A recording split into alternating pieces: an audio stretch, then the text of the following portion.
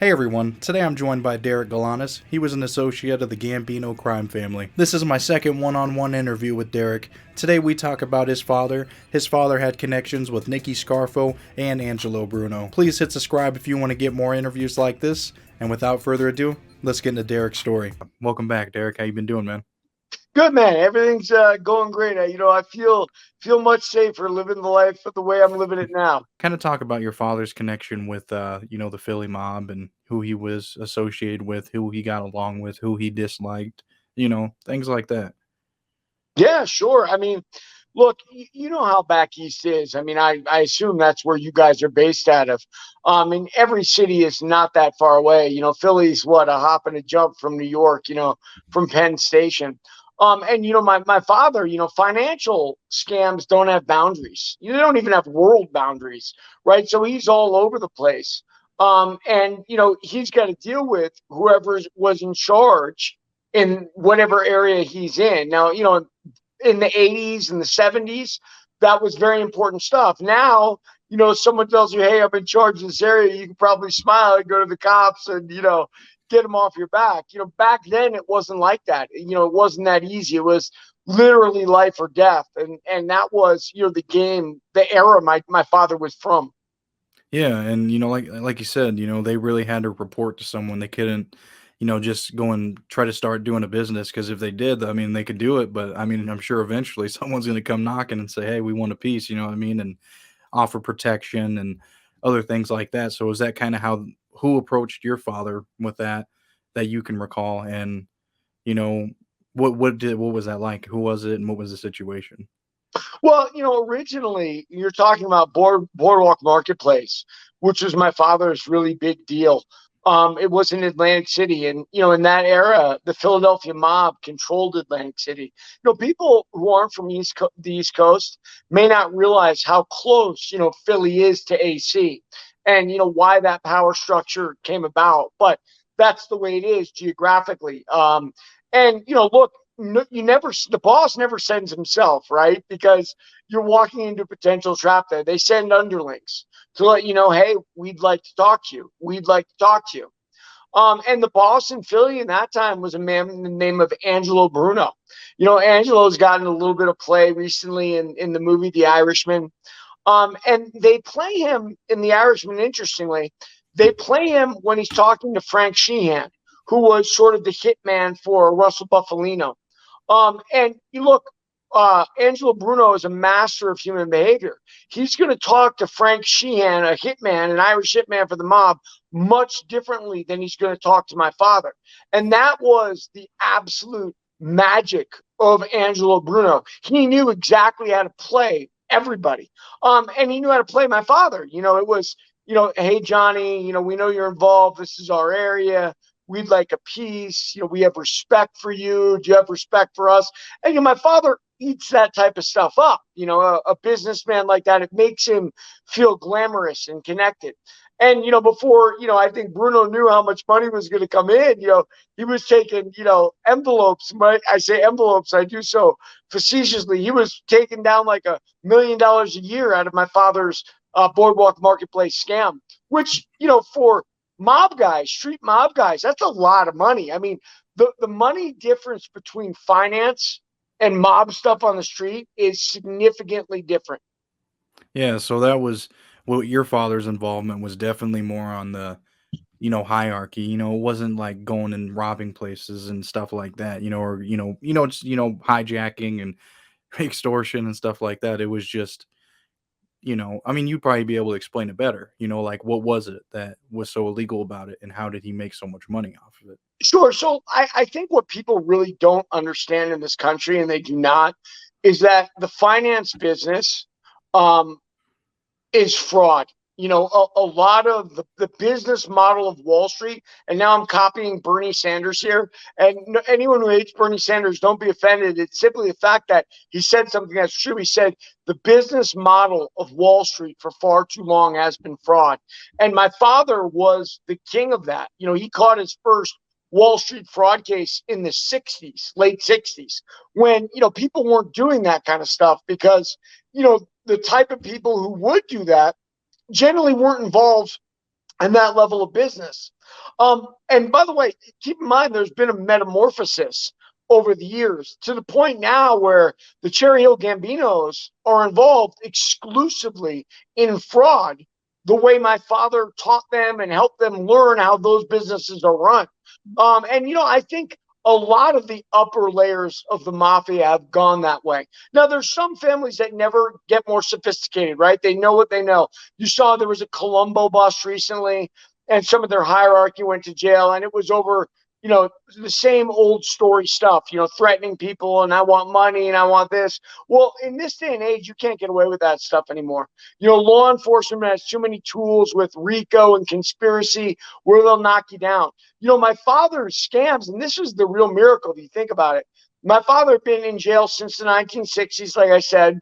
When we got busted this time in, what was it, 2015, he got the same sentence that I got. So I got 6 years and he got 6 years. If you think about it, it's staggering. If my father had a drug record, right, his sentence would have been life in prison. If my father had continuing racketeering charges, and by the way, he did have one RICO charge, he would have gotten life in prison. But because of the area he centered himself on, he's able to do these crimes, get vast amount of money. And let's talk about why. Even in the drug business, right, I've got to get the cocaine and I've got to sell the cocaine. And there's a product cost to that no matter what. In a financial scam, if you really think about it, okay, my father wants to raise $100 million. Well, he actually raised 400. But for Boardwalk Marketplace, that money goes in his pocket. Maybe he pays a few hoteliers and whatnot to make like they're actually doing something, like they're in development, pays a few construction companies, but that's all just part of the facade. The rest of that money goes straight in his pocket. So the margin, and that's the most important thing on any business, right? The margin is better than Pablo Escobar's margin. It's not a kilo of cocaine is 2,000, you sell it for 80 here. It is 100% yours. And that's why I think most of the mob, the Gambinos certainly in general, and we can talk more about that, have gotten into this business. It's simply a lot more money for a lot less time in prison. And why is that? It's because the politicians and the elite in this country are in the same business. Hunter Biden was in business with my father and brother and their final scam. The way prosecutors deal with that, they simply didn't charge him. I mean, his friend finally got a year and a day in prison. But yeah, this is the modern mafia. This is what it is. Big finance. And listen, everybody's infiltrating it. If they can figure it out, they're there. And the sad part for me is, and I go through pains in my book to describe this. My dad's big scam, which was the money manager scam, the same scam we did with Hunter Biden, is not that difficult. And if you don't mind, I'll explain it now. Go ahead. Okay, so there's a money manager worth $100 million. That manager makes about $1 million a month, assuming he gets 1% of assets to manage that money. Okay, if he wants to sell it, he's got to sell it for about $2 million. Now, why is that? Because clients leave. It's a relationship business. The market can turn against you. Those assets can go down. So he sells his business for $2 million. He's making $1 million a year. He sells it to a guy like John Galanis. John Galanis puts up $2 million to buy $100 million of assets under management that he will now divert into whatever scam deal he wants to divert it into. That is exactly what we were doing with Hunter Biden. With the Bidens, it was a little bit bigger. They were trying to buy multiple funds like that and combine it into something called Burnham Financial, which would have $1 billion of assets under management. But if you really think about it, even if you buy a small fund, you're way money ahead. Buy a $20 million fund, for however much that would be. I don't know, a couple $100,000. You've got $20 million you're playing with, putting it wherever you want. You're buying a casino or however you want to rob it. So, it is the place to be now. And by the way, there's always an excuse. In drugs and mob stuff, there's no excuse. So we know what you're doing. You're busted. In finance, you go, oh, no, you don't understand. I was going to put this in this casino and it was going to net us 20% a year. And the nub of it is they give you a lot less time in prison for those kind of crimes. Yeah, and the thing is too, they're usually worth a lot more money too, but it's really surprising. But I guess it's not. I mean, it's hurting people. It is, but it's not like you're extorting and doing physical violence. So I guess that's kind of why they might be lighter, and because like you said, they have the money to buy, politicians and different stuff like that. So, it's definitely a different ball game, when it comes to stuff like that. So when your dad was doing all this, he was in the area and he was kicking the money up to Angelo Bruno, is that correct? Yeah, I mean, so Boardwalk Marketplace was a little bit different. That was so it was the '80s, Mhm. and look, we had stagflation, right? Which is stagnation and inflation at the same time. It was kind of a phenomenon we'd never heard of before, and Reagan came up with an idea to combat it. Excuse me, and his idea to combat it was, we'll make tax shelters where investors can put their money in, and if they lose their money for whatever reason, they get 4 times that in tax savings. Now, sounds feasible completely, right? That means you're trying to get money in the market so businesses get started, trying to get rich people to take risks. Totally legitimate. The problem is guys like my father, and nowadays there's tons of them. They say, oh, really? You're going to give us a 4-to-1 tax shelter? They raise $100 million and they lose that client's money, which they were going to do anyway. And then they tell the clients, go take your tax write off. You got 4 times. You're rich anyway. So that's what Boardwalk Marketplace was.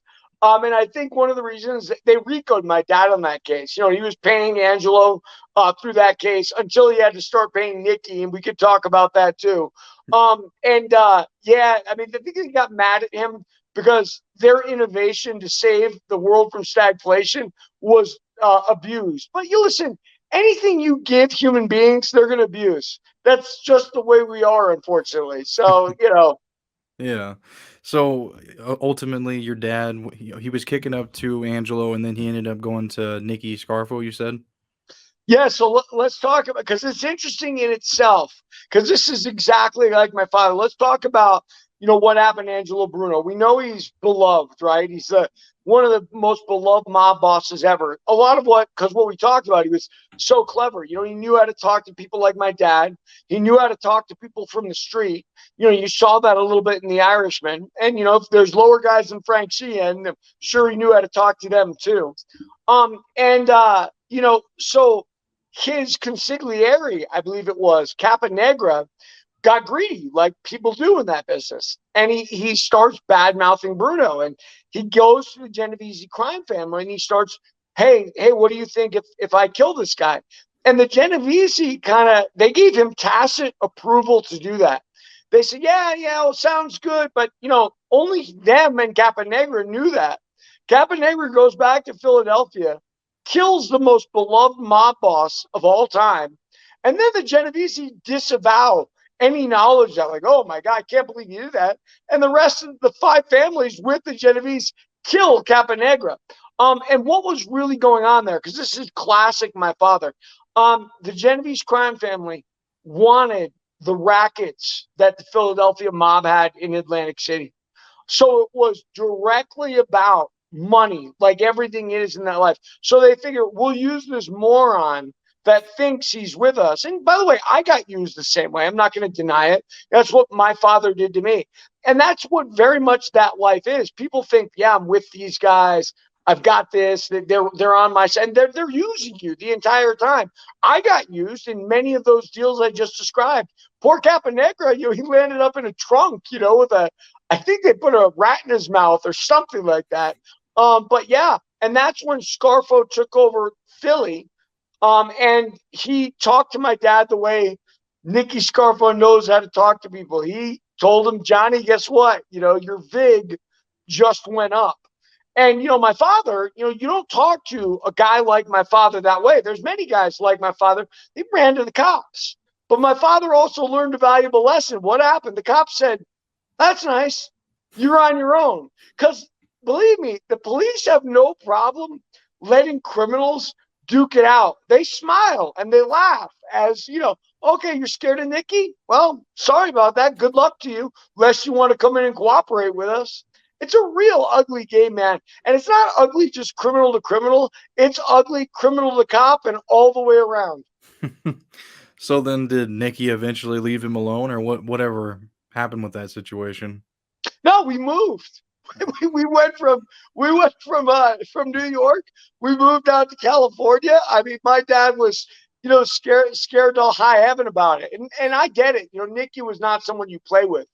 And it just what he thought he could do was, and listen, on the street, that's why the street's so ugly. So many guys that are drug dealers will steal your last quarter and they will tell on you too. And that's who my dad was, obviously on a much more sophisticated level. But my dad had no problem ordering someone to be hit and then at the same time telling on the person who killed the guy for him. That's that life, Yeah.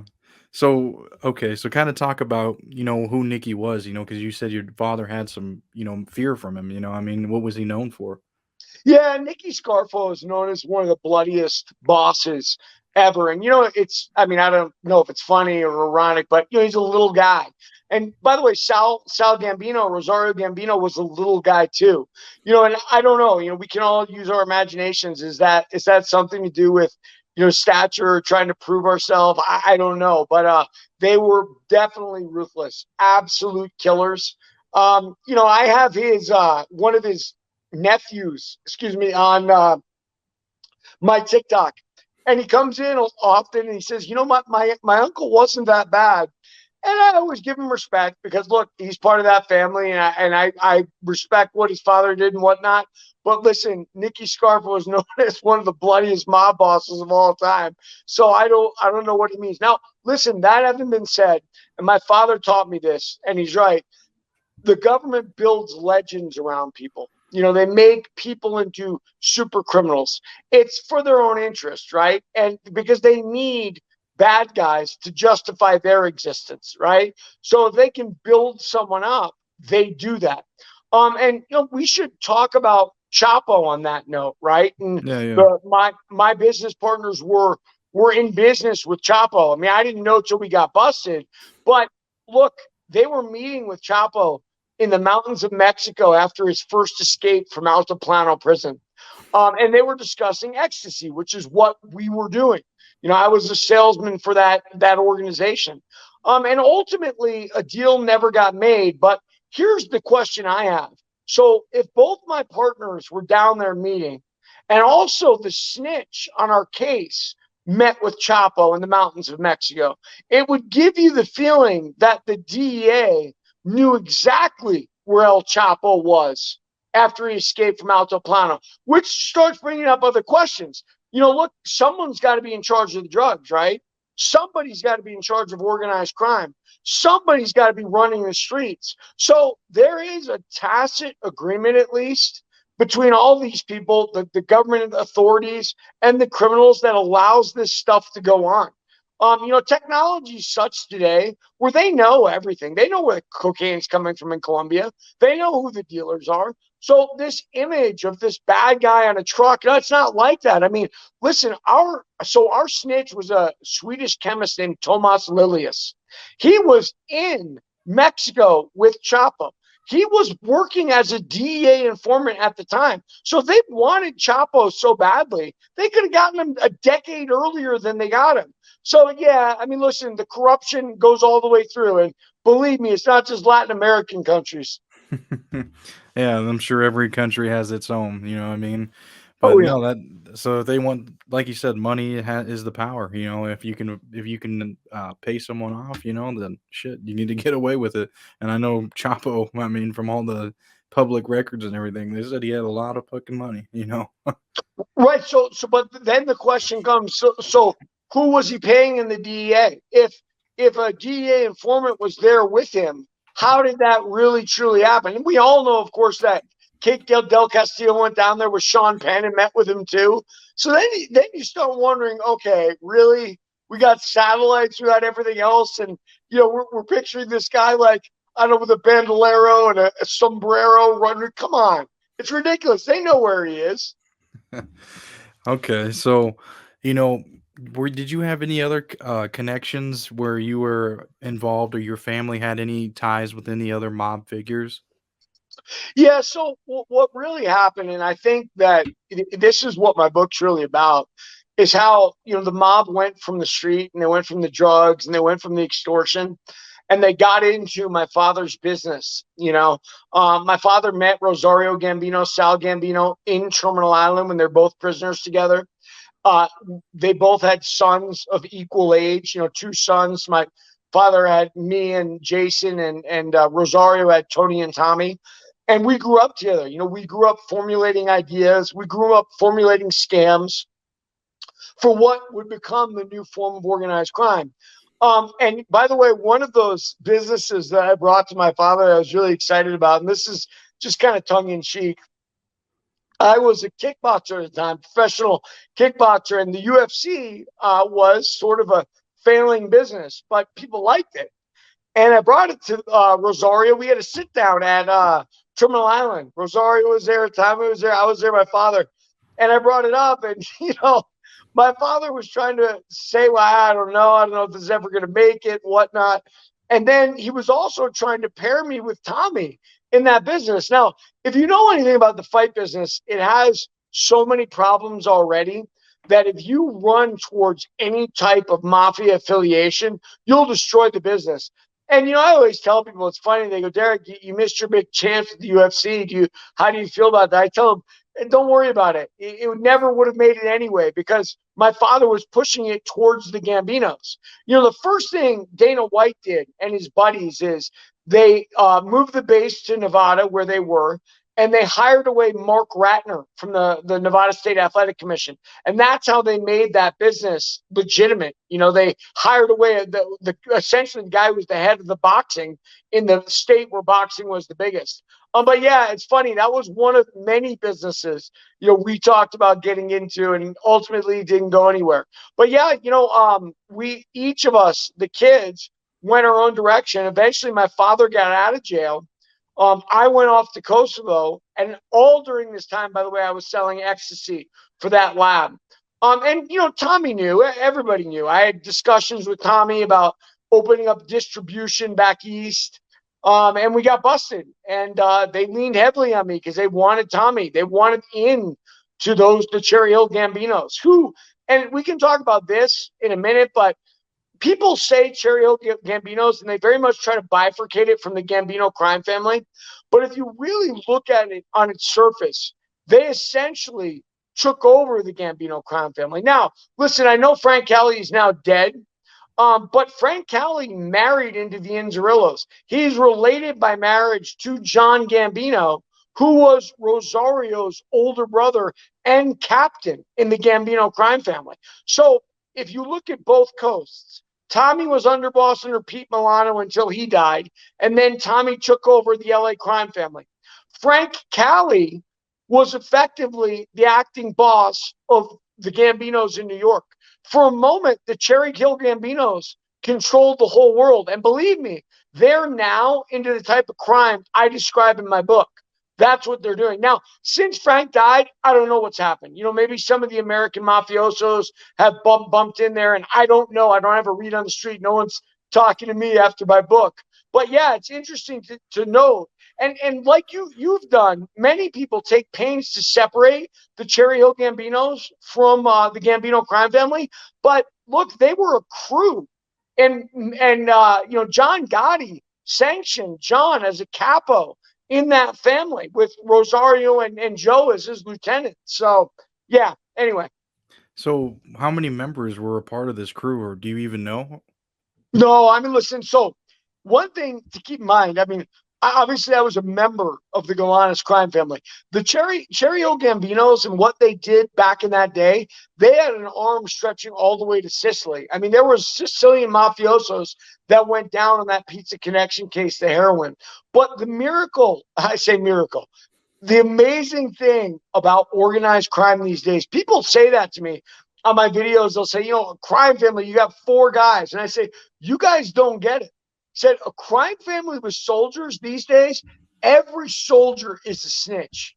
Every single one of them. You want soldiers? All you got to do is find somebody who wants to get rich. And by the way, who wants to get rich? Everybody, right? So all you've got to do is pitch them on your scam to get rich. You have a soldier in your crew with you. And I would give to you that everybody, like these days, are way tighter, way closer, because they realize every associate, every affiliate they have is a potential snitch in court. So yeah, I mean, I think that's the new modern form of organized crime. Listen, I'm not, look, the Gambinos family in New York obviously still has soldiers. Those guys are not doing big things. They've been left behind, sort of. So what about, when you're in LA, and you were associated with these crime families, was there any time that there was any wars or anything like that going on, even if it was with the Gambinos, or I mean, what was going on? Was there any beefs or anything like that? Now you got to remember. So what is the main interest in a crime film? It's money, right? That's the end of the day. So if you show a man, right, how to fish, right, he can fish for life. Tommy Gambino learned financial scams at the foot of my father in Terminal Island Prison. And by the way, we weren't the only ones. I can only talk from my side, but Michael Francis was in Terminal Island with Rosario Gambino too. He was his cellie for a number of years. I guarantee you, Tommy learned a lot from Michael. Um, there were other guys that I knew in there, both Jewish inmates, Italian inmates, all different types that Tommy learned from. Excuse me.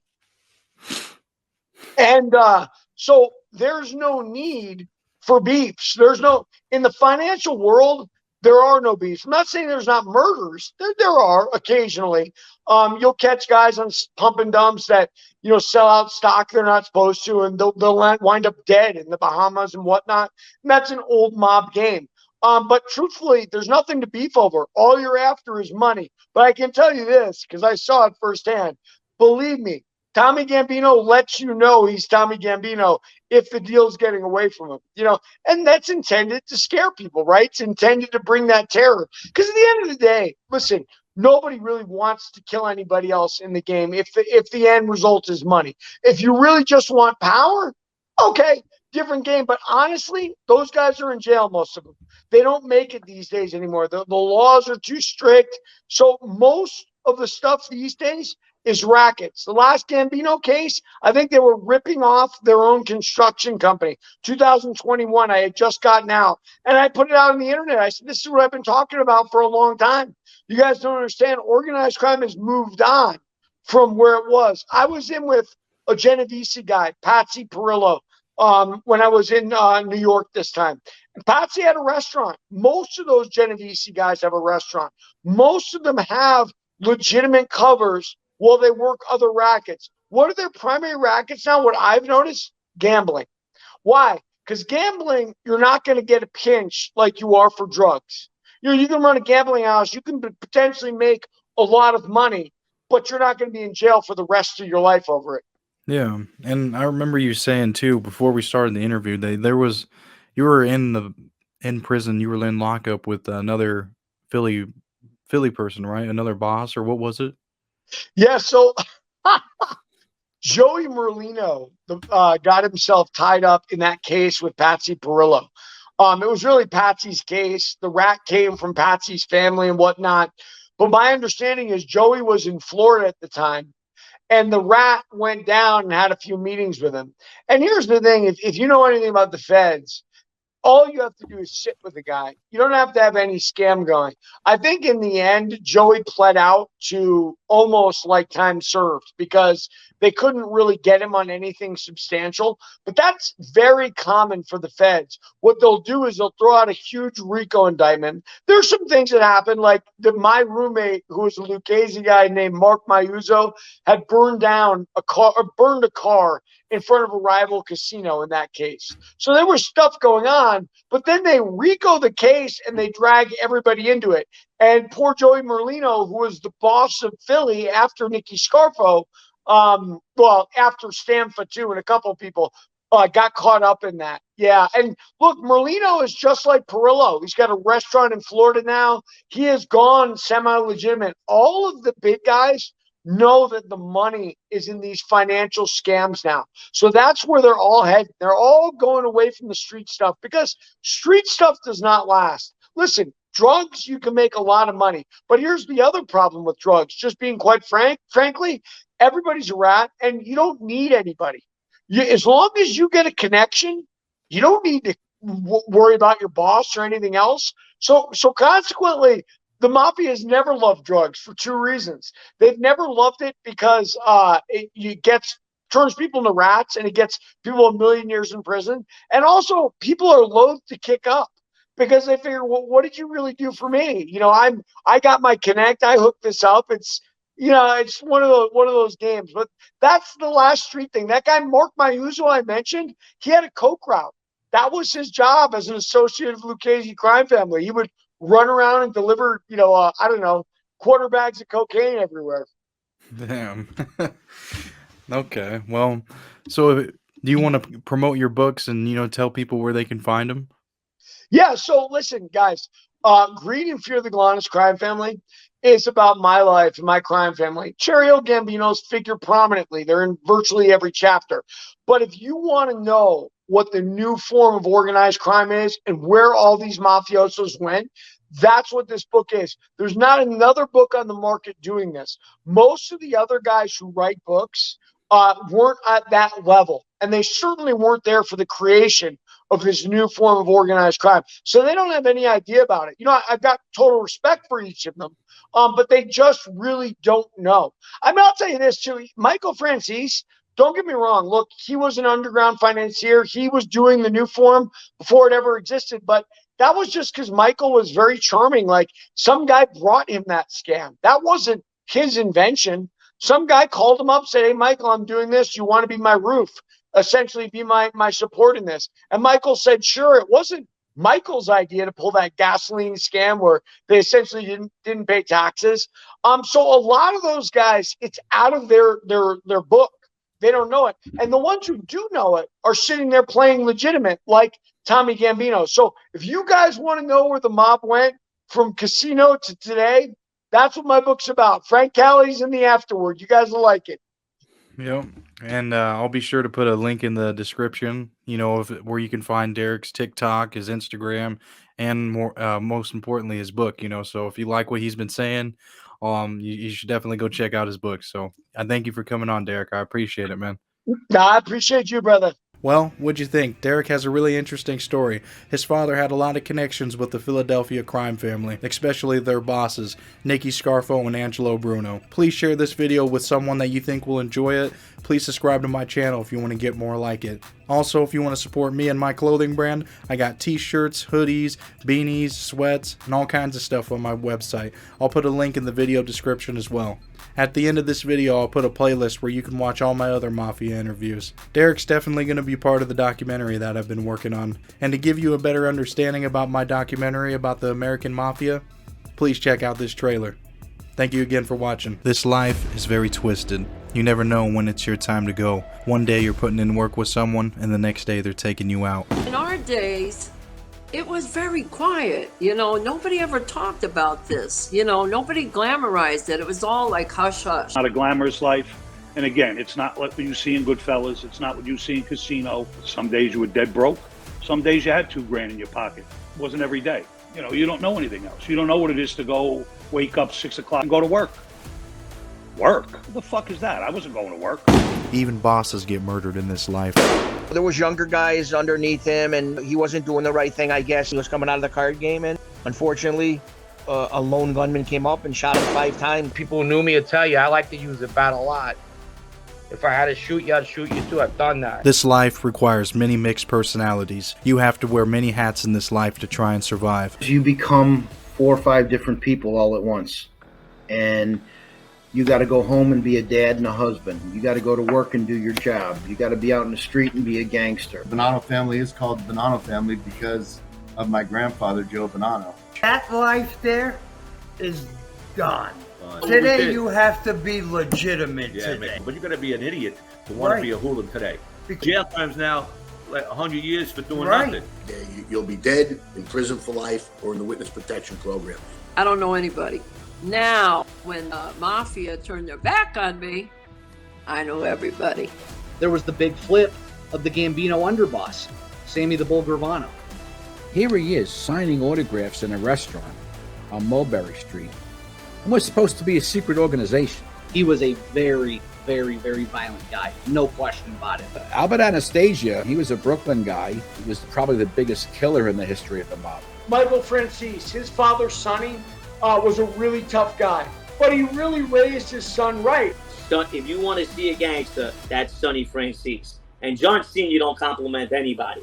This is a documentary series about the American Mafia. It includes 11 different crime families. Each episode is about a different one. The crime families include the Gambino, Genovese, Bonanno, Colombo, Lucchese, the Gallo Crew, Chicago Outfit, the Philadelphia Mafia, the Patriarca, the Trafficante crime family, and the Jewish Mafia. Please subscribe to my channel to watch each episode as they come out.